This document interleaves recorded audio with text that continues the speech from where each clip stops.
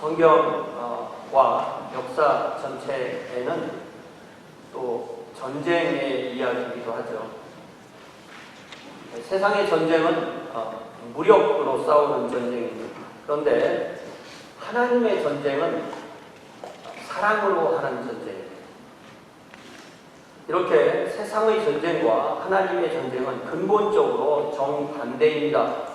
그래서 성경에 나오는 모든 전쟁의 이미지는 사랑, 섬김, 희생, 죽음으로 이해하고 적용해야 합니다. 그렇지 않으면 하나님의 이름으로 무력과 폭력을 정당화하는 엄청난 범죄를 저지르게 되어 있습니다. 특히 지난 역사를 보면 교회와 국가가 하나가 되면 교회가 국가의 힘을 동원해서 그리스도의 이름으로 많은 사람에게 폭력을 저지르는 그런 일들이 생기게 됩니다. 2000년 기독교 역사에서 그러한 일의 가장 큰 예가 중세 유럽의 여러 국가가 중동의 이슬람 국가를 침공한 십자군 전쟁이죠. 그러나 십자군 전쟁이 이렇게 얘기하면 너무나 크고 우리에게 와닿지 않는 것 같습니다. 그러나 가장 가까운 나의 가정이나 나의 매일의 일상에서도 내가 가지고 있는 힘으로 섬기는 것이 아니라 다른 사람을 괴롭히는 것으로 그 힘을 사용할 수가 있습니다. 누구를 대하든지 사랑과 섬김과 희생과 내가 십자가를 지는 정신으로 섬기지 않으면 자칫 우리는 주님의 이름으로 내가 오르니까 폭력과 갑질을 일삼을 수 있습니다. 이런 성경에서 이러한 그 전쟁 혹은 싸움의 심상이 처음으로 주어진 말씀이 바로 제가 주보에 써드린 창세기 3장 15절이에요. 여러분 그 말씀을 보시면요. 하와와 아담이 뱀으로 나타난 사탄의 유혹에 빠져서 자신들의 의지적 결정으로 의도적으로 하나님의 명령에 불순종하죠. 하나님은 아담과 하와에게 선악을 알게 하는 나무의 열매를 먹으면 반드시 죽으리니 먹지 말라 분명히 말씀하셨죠. 그러나 뱀은 그 열매를 먹어야 하나님처럼 된다고 아담과 하와를 유혹하였습니다. 하나님은 이제 그들에게 벌을 주는 심판하는 과정에서 15절에서 사람과 뱀은 서로 원수가 될 것이다. 여자의 후손하니까 여자만 있는 게 아닙니다. 여자의 후손은 남자 여자 다 되니까 여자의 후손은 사람이란 말이에요. 그러니까 이 사람과 뱀은 서로 원수가 된다. 다시 말하면 사람과 사탄이 원수가 된다. 사탄이 하는 일은 하나님을 섬기고 하나님의 말씀으로 사는 것을 방해하는 일이 바로 사탄의 일이에요. 사람의 일이라는 것은 하나님을 섬기고 하나님을 잘 따르는 게 사람의 일인데 사탄이 와서 사람과 원수가 돼서 하나님에서 사람을 끌어잡아내면서 자기 편으로 만들려고 합니다. 그래서 사람과 사탄은 서로 원수 관계입니다. 그래서 여자의 후손인 사람과 뱀의 후손인 그 영적 세력이 결정적인 싸움을 할 때가 오는데 그 싸움은 뱀의 후손 즉 사람들이 뱀의 후손의 영향을 받는 악한 영향을 받는 사람들이 사람이 되어 오신 하나님의 아들 여자의 후손으로 오신 예수님을 십자가에 못 박는 것으로 드러나게 된다고 3장 15절에서 말씀하세요. 사탄은 이 싸움으로 자기가 결정적이고 영원한 승리를 얻었다고 생각하게 됩니다. 그러나 우리 주님 예수께서는 죽음으로 죽음을 이기시고 부활로 승리하셨습니다. 그래서 우리 주님께서는 뱀은 여자의 후손의 발꿈치를 물 것이지만 여자의 후손은 뱀의 머리를 어떻게 한다고 할까요? 박살낸다. 이긴다 그런 거죠. 그러니까 결정적 승리를 거둔다고 그렇게 말씀하십니다.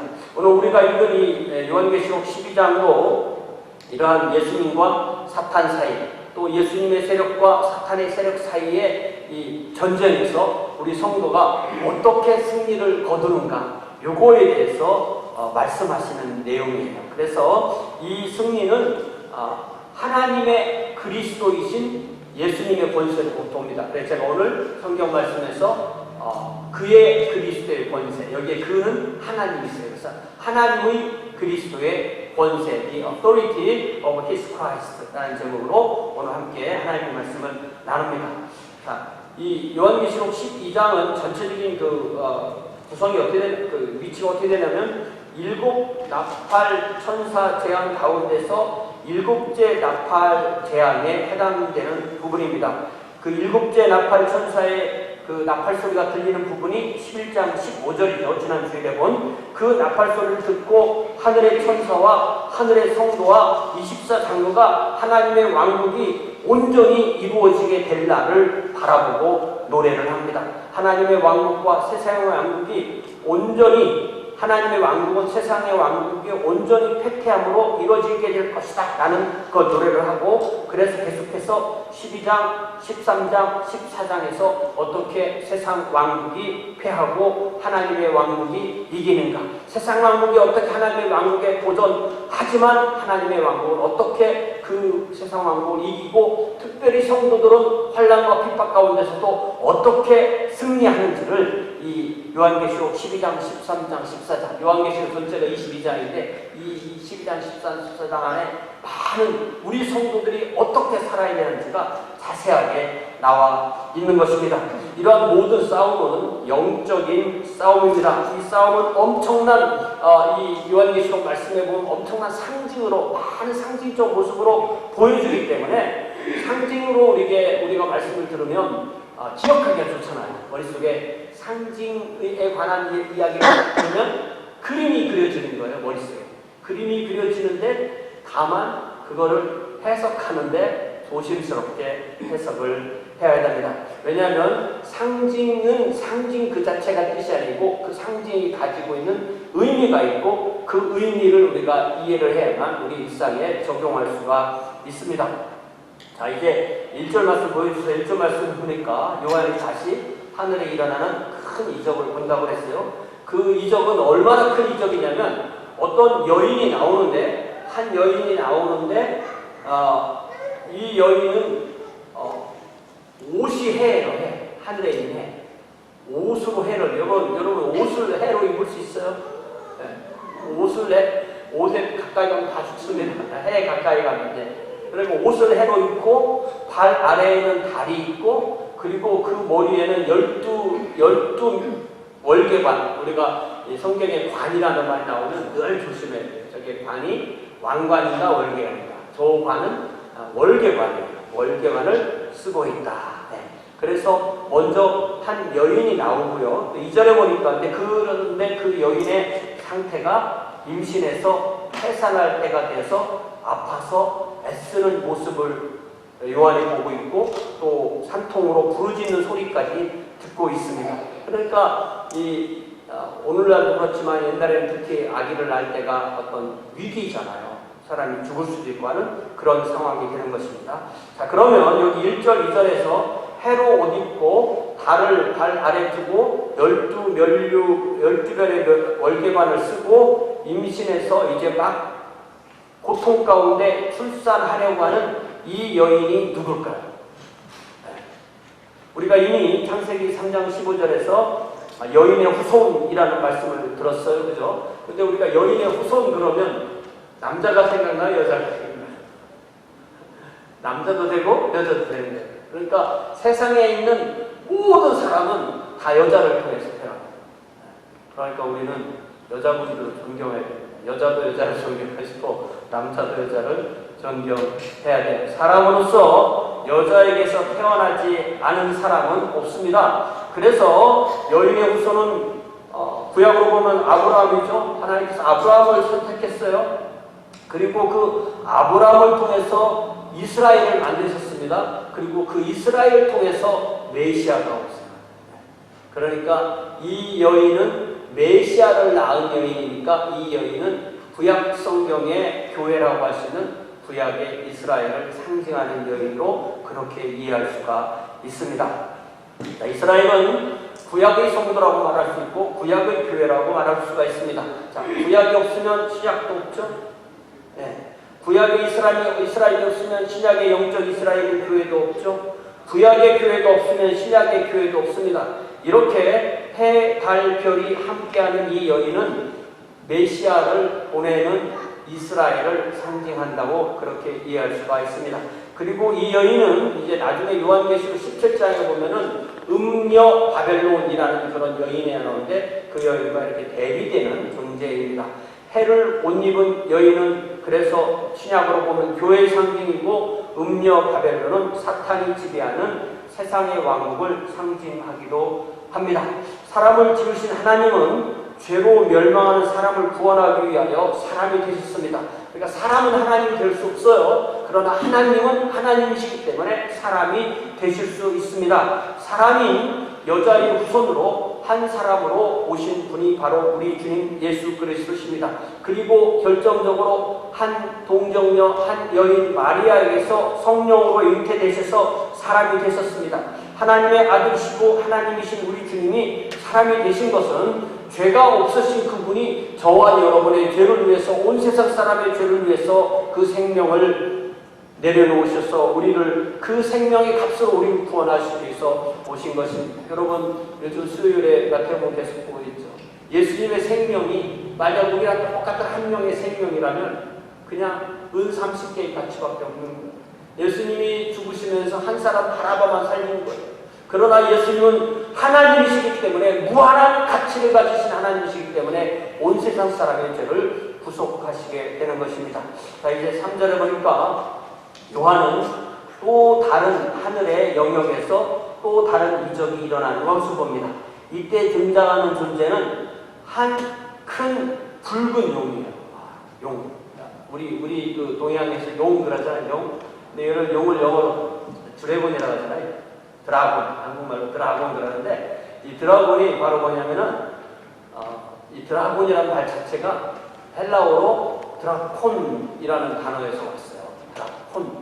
헬라어에서 나온 단어가 영어로 그대로 와서 드라곤이 된 단어가 이 용이라는 단어인데요. 여기에 나오는 이 용을 잘 묘사한 걸 보니까 먼저 머리가 7개고 뿔은 10개고 그 머리에 7개의 뭐를 줬다고 돼 있어요?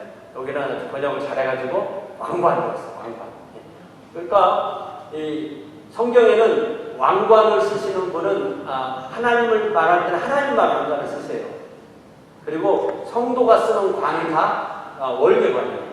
그래서 아예 원어로도 월계관은 스테파노스라고 하고 왕관은 디아데마라고 말하는데, 이 붉은 용은 자기가 피조물인데도 자기가 하나님이 되고 싶어서 왕관을 쓰고 있는 것이다 라고 이렇게 이해할 수가 있습니다. 월계관은 성도가 하나님께 받아 쓰는 거고 왕관은 하나님만 쓰는 건데, 이 사탄은 자기가 왕이 되고 싶어서 왕관을 쓰고 있는 거죠. 그래서 우리는 누구든지 내가 하나님이 쓰시는 왕관을 내가 좀 써야 되겠다, 그런 생각을 하는 그 사람이 바로 사탄의 생각을 하고 있는 것임을 알아야 합니다. 지금 이 사탄이 바로 그런 일을 하고 있는 거예요. 그런데 4절에 보니까 더 심각한 것이, 그 용은 하늘의 별을 3분의 1을 꼬리로 끌어서 땅에 던집니다. 이 이야기는 이 별이 그 용이 자기를 따르는 그 용의 사자들, 사탄의 무리들을 이렇게 3분의 1의 천사들을 자기 팀으로, 자기 밑으로 두었다라는 것을 의미하는 말씀입니다. 그리고 이제 이 요한이 본 것은 그 큰 붉은 용이 그 여인에게 어떤 일을 하려고 하는지를 보는데, 그 용이 바로 마치 해산하려는 여자 앞에서 기다리고 있다가 그 여자가 해산하면 그 아이를 꿀꺽 삼키려고 기다려요. 아마 또 우리가 생각해보면 그럼 그 여인을 해야만 되지, 굳이 뭐 기다릴 게 뭐 있어?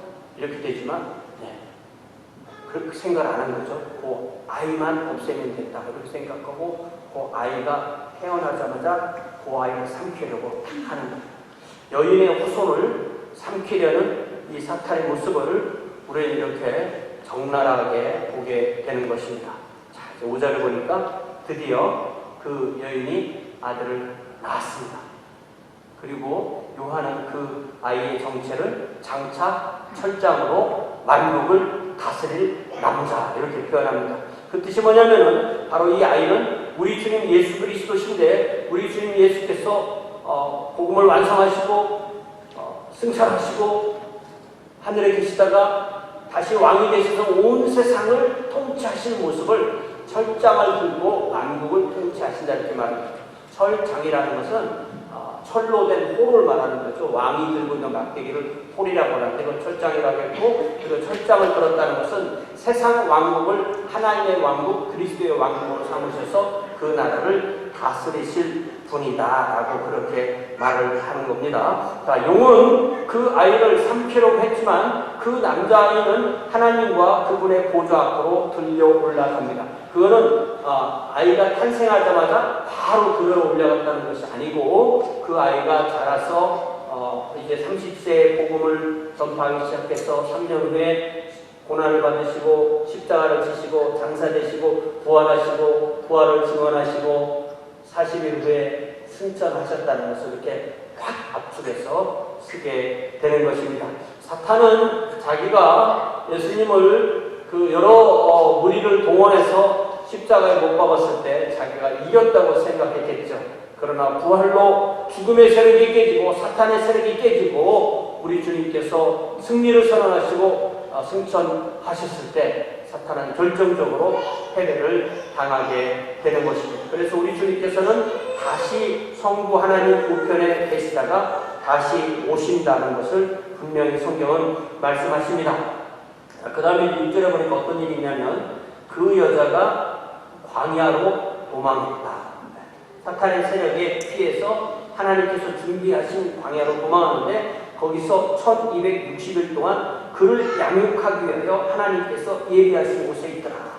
광야로 도망하는데 이 광야는 하나님께서 그 여인과 그 여인이 계속 그 여인이 남은 자손, 다시 말하면 교회를 양육하기 위해서 친히 예비하신 곳이고 그 기간이 1260일이다. 여러분 이 요한계시록 하면 1260일 또 42달 또 뭐 한때 두때 반 뭐 이런 식의 표현들은 다 똑같은 기간에 계산해 봅니다. 똑같이 1260일인데 그것은 어떤 끝이 있는 제한된 기간이다. 그러니까 예수님의 초림과 예수님의 승천과 재림까지가 이게 2000년이든 4000년이든 만년이든 간에 그것은 어디까지나 제한된 기간이다 라는 것을 분명하게 말씀하시는 것입니다. 이 땅에서 교회에게 주어진 시간은 영원하지 않고 끝이 있고 제한이 있다는 것입니다. 이 땅에서 교회에게 주실 시간도 제한되어 있고 더 나아가 보면 우리 성도 개개인에게 주어진 시간도 사실은 100년을 넘는 사람이 많지 않습니다. 여러분은 마치 주님을 2000년 동안 기다려온 것처럼 착각하시는데 사실은 많이 기다린 사람이 100년 정도 기다리는, 그렇게 해도 어디까지나 제한된 시간이라는 것입니다. 그 주님이 오실 시간이 제한되어 있다는 것은 우리가 우리의 생애 가운데 주님을 증언할 시간도 제한되어 있다는 뜻입니다. 그렇기 때문에 그 상황 가운데서 우리는 핍박과 어려움 가운데서도 주님을 증언하며 사는 것이 바로 성도의 삶이라는 사실을 기억해야 됩니다. 우리에게 주어진 시간의 끝이 언제인지 우리가 그것을 알 때, 나에게 남은 날들이 얼마나 있을까, 내 삶을 계산할 줄 알 때 우리는 지혜로워지고 또 그렇게 통해서 우리가 하나님 앞에 신실한 성도로서 살 수 있게 되는 것입니다. 이제 7절에 보니까 요한이 다시 또 하나의 이적을 본다고 했죠. 그것은 하늘에 있는 거대하고 엄청난 싸움입니다. 하나님 편에서는 미가엘이라는 천사장과 그의 사자들이 등장하고 사탄 편에서는 그 사탄의 용과 그의 사자들이 등장해요. 미가엘이라는 이름은 구약성경 다니엘을 중심으로 많이 등장하는 이름인데 미가엘 요 이름에서 영어 마이클이 온 거예요. 그래서 마이클. 미가엘이라는 말은 누가 하나님과 같으냐, 하나님과 같을 수 있는 존재는 아무도 없다. 이 이름이 이미 있어요. 그래서 이 미가엘은 하나님의 천사장인데 이 용이, 이 사탄이 하나님을 이렇게 하나님과 같아지려고 하니까 이 미가엘은 너는 그런 존재가 될 수 없다. 이렇게 하는 것이죠. 하나님과 대적하는 사탄을 대적하여 싸우는 이 천사장이 바로 미가엘입니다. 사실은 이 사탄도 하나의 천사장이었는데 사탄은 하나님과 대적해서 하나님과 동등해지려고 하니까 그로 인하여 하나님의 심판을 받고 사탄이 되었고, 그래서 하나님께서 미가엘과 사탄이 싸우도록 그렇게 하시는 거예요. 그런데 8절에 보니까 이 용인 사탄이 이기지 못하고 하늘에서 그들이 있을 곳을 얻지 못하고 그래서 결국 패배했다라고 되어 있습니다. 9절에 보니까요. 여러분 9절 보세요. 9절에 보니까 그 싸움의 결과로 사탄과 그 사자들이 하늘에서 땅으로 내쫓겼다 이렇게 되어 있죠. 잘 보면요. 저기에 용을 그 사탄을 의미하는 단어가 5개가 나와요. 첫 번째는 뭐예요? 큰 용. 두 번째는 뭐예요? 옛뱀. 세 번째는 뭐예요?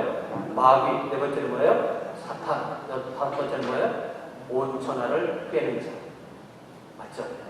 이게 다 사탄의 5가지 이름, 별명 뭐 이런 겁니다.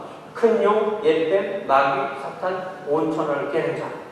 이 모든 이름은요, 요 사탄의 요 이름은 복수로 쓰면 안 돼요. 사탄은 단수예요. 그래서 우리가 뭐 마귀들과 싸울지라 뭐 이런 얘기도 많이 하는데, 사실은 마귀들, 이거는 뭐 영어로 데블스라고 쓰던 한국말로 마귀들이라고 쓰는 다간 사실은 잘못된 거예요. 데블은 단수, 사탄도 단수예요. 마치 하나님의 이름이 여호와 하나님인 것처럼 마귀 사탄입니다. 그러니까 하나님의 이름, 하나님의 이름이 뭐예요? 여호와 하나님이세요. 그러니까 마귀의 이름이 뭐예요? 사탄입니다. 저는 목사고 이름은 최정임이잖아요. 그렇게 구별을 하시면 됩니다. 그래서 마귀를 영어로 데블 이렇게 말하는데요. 이 단어는 그대로 헬라어 디아블로스에서 왔는데, 이 디아블로스는 이렇게 사람이 2명 있으면 그 사이에다 뭘 던지는 겁니다. 테니스를 칠 때, 복식을 칠 때 두 사람 사이에 공을 보내면 서로 양보하도록 못 쳐요. 이렇게 둘 사이에 뭔가를 집어던져서 싸움을 만드는 디아블로스라고 하는데, 가로질러서 가운데로 던지다라는 단어에서 나오는 단어가 바로 이 디아블로스, 데블인데, 하나님과 사람 사이에 사람의 죄를 자꾸 집어던져서 하나님과 사람 사이를 떼놓는 일을 하는 존재가 바로 데블이라는 사실을 알게 됩니다. 사탄이라는 말은 그대로 그냥 히브리어 고유 명사예요. 여호와 마찬가지로 사탄, 또 헬라어도 그대로 번역해서 사타나스, 한국말로 사탄 이렇게 말하는데, 이 말도 역시 대적하는 자라는 그런 뜻입니다. 그 사탄이 에덴에서 뱀으로 왔기 때문에 옛뱀이라고 했고요. 그 사탄이 또 용으로 나타났다고 되는데, 성경 전체에서요 사탄을 용으로 표현하는 것이 나오는 이 표현은 요한계시록에만 용이라고 되어 있어요. 다른 데는 사탄을 용이라고 표현하지 않고 요한계시록으로 쓰면 사탄을 용으로 상징하는 소리가 알 수가 없습니다. 자, 사탄이 그래서 하는 가장 큰 일은 뭐냐면 온 천하를 꿰어서 죄를 범하게 해놓고, 먼저는 유혹해서 죄를 범하게 해놓고 그 죄를 가지고 자꾸 하나님 앞에 던져가지고 하나님과 사람을 원수로 삼아나게 만들게 하는 것이 바로 사탄의 일이에요. 그러니까 모든 죄는요 2가지 성능 기본이 있는데, 첫 번째는 하나님의 말씀에 내가 불순종하는 거예요. 그러나 거기에는 반드시 사탄의 유혹이 들어가게 있습니다. 그러니까 사탄의 유혹을 받은 사람이 자신의 인격으로 하나님께 의도적으로 불순종하는 것, 마음으로부터, 그것을 성경은 죄라고 해요. 그러니까 하나님의 말씀이 있죠. 그리고 사탄의 유혹이 있죠. 나의 인격적 결정이죠. 이렇게 해서 죄가 성립이 되는 것입니다. 성도로 세상에서 사는 우리는 하나님의 보호도 받지만 동시에 사탄의 유혹도 받습니다. 그렇기 때문에 우리는 늘 사탄의 유혹이 있는 환경을 피하고 사탄의 유혹을 이겨내고 하나님의 순종하는 자녀로서의 삶을 살기를 힘써야 합니다. 이것이 바로 성도라는 우리 개개인이 매일의 삶에서 전투에서 이기는 방법입니다. 이제 10절부터 다시 이야기가 바뀌게 되는데요. 이제는 지난주 11장에서 본 것처럼 하늘에서 큰 음성이 일어나서 하나님께서 하시는 일들에 대해서 선포하기 시작해요. 이 하늘에서 있는 이 큰 음성은 바로 하늘에 있는 세라핀 같은 여러 천사들, 또 24장로 같은 여러 성도가 함께 큰 소리로 선포하는 거예요. 그래서 11장 15절에서 18절까지에서는 하나님의 왕국이 세상 왕국을 이기고 이 세상 왕국이 하나님의 왕국이 된다. 이것을 선포하듯이 이제 다시 또 성부 하나님과 성자 예수 그리스도에 의해서 사탄이 패배하고 성도가 그 싸움에서 이길 것을 선포하는 내용이에요. 그래서 우리가 10절, 11절, 12절을 잘 보면요. 우리가 어디에 속해 있고 우리가 어떻게 이 매일의 삶에서 승리하는지가 잘 나타나 있어요. 첫 번째, 10절에 첫 번째 뭐라고 말하냐면 이제 우리 하나님의 무엇이? 구원과 능력과 나라와 또 그의 그리스도의 권세가 나타난다. 하늘에서 나타난 이 음성이 뭐라고 말씀하십니까? 이 말 보니까 요한의 음성을 통해서 하늘에서 이루어진 승리를 미리 선언하는 거예요. 우리 하나님의 구원이 나타났다. 우리 하나님의 능력이 나타났다. 우리 하나님의 왕국이 나타났다. 그리고 하나님의 그리스도의 권세가 온전히 이루어졌다고 선포하는 것입니다. 두 번째, 하나님 쪽에서 보면 승리가 이루어진 거죠. 사탄 쪽에서 보면 우리를 참소하던 자, 곧 하나님 앞에서 반납 참소하던 자가 쫓겨났다. 사탄은 하나님 앞에서 우리의 죄를 참소하는 존재라고 했어요. 마치 우리가 욥기를 읽어보면 사탄이 욥을 하나님 앞에 참소하죠. 사탄은 하나님과 우리 사이를 갈라놓는 일을 가장 중요하게 생각하고 일하는 존재인 것입니다. 그래서 우리는 사탄에게 우리를 참소할 거리를 주지 않아야 됩니다. 그럼에도 불구하고 우리가 때로 유혹에 빠지기도 하고 일상의 사탄과의 싸움에서 패하기도 합니다. 우리는 사탄에게 패했으면 이제 나는 사탄의 유혹에 패했으니까 하나님에게서 떨어져서 사탄 편으로 살아야 되겠구나. 그래야 되겠습니까? 그렇지 않습니다. 우리는 사탄에게 유혹에 빠져서 죄를 범할지라도 사탄과의 전쟁에서 다시 이길 수가 있습니다. 그 말씀이 11절에 나오는데요. 11절에 보니까 또 우리 형제들이 어떻게 이겨요? 사탄은 어떻게 이깁니까? 어린 양의 피와 자기들이 증언하는 말씀으로써 그들을 이겼다. 성도가 사탄과 싸워서 이기는 것은 어린 양이신 우리 주님의 보혈을 의지하는 것입니다. 그리고 보혈을 의지하고 주님 앞에 깨끗하게 내려서 다시 우리 주님을 증언하는 우리의 말씀을 전하는 것입니다. 우리는 주님의 보혈에 의해서 용서받습니다.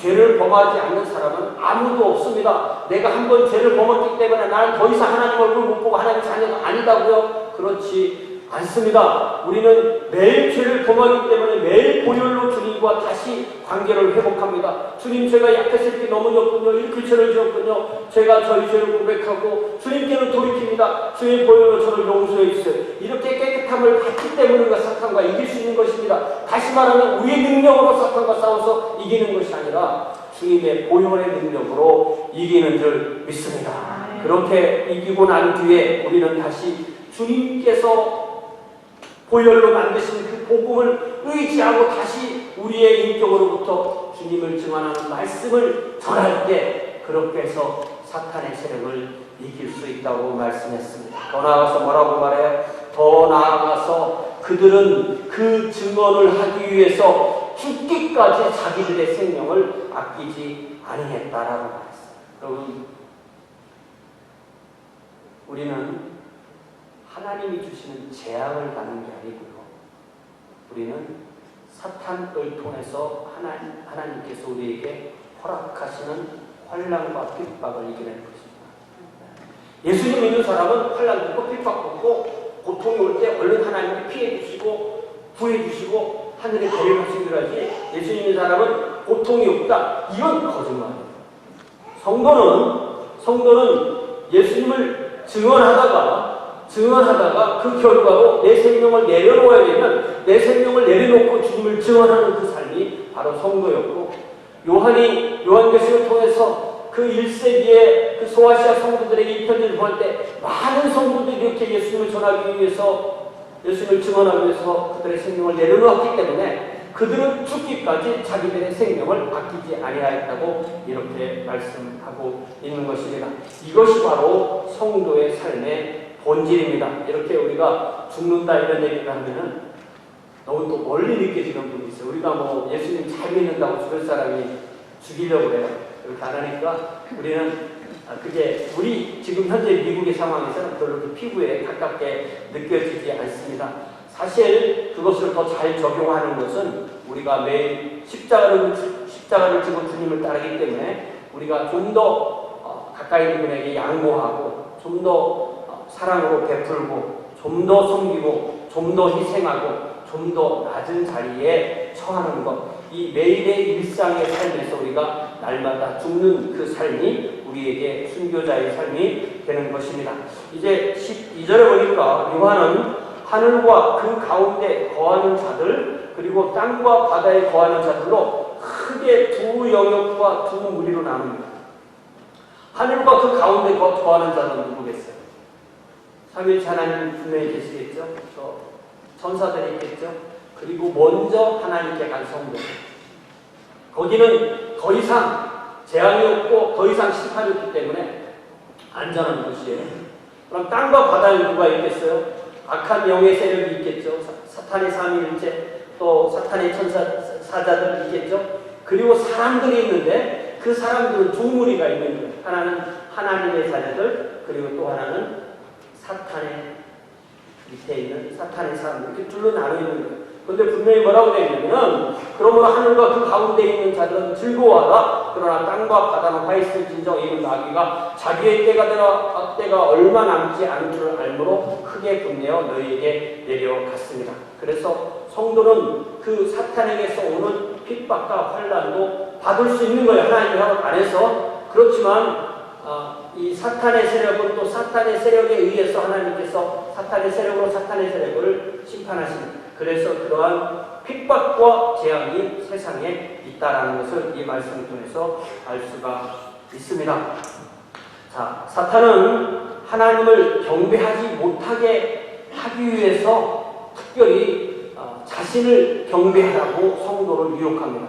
결국은 우리의 삶의 모든 삶은요, 주인이 누구냐는, 내가 주님이라고 고백하는 존재가 누구냐는, 우리가 예수님만 주인이에요, 삼위일체 하나님만 주인이에요, 이렇게 고백할 때 사탄은 무엇을 원하느냐? 그 고백을 자기에게 해달라는 거죠.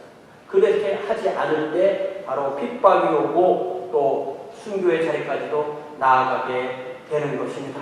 그러나 저기 보니까 또 우리가 그 다음에 장에 보면 그런 말씀이 나오는데요. 결국은 누가 구원받느냐? 죽임을 당하신 어린 양의 생명책에 그 이름이 기록된 사람만 사탄의 세력을 이겨내고 구원받는다고 이제 13장에서 말씀을 하고 있어요. 그렇기 때문에 우리는 요한계시록을 자세히 볼 때마다 분명히 기억해야 되는 것이 뭐냐면, 나의 이름이 어린 양의, 나를 위해서 죽으신 어린 양의 생명책에 내 이름이 기록되어 있는 것을 분명히 합니다.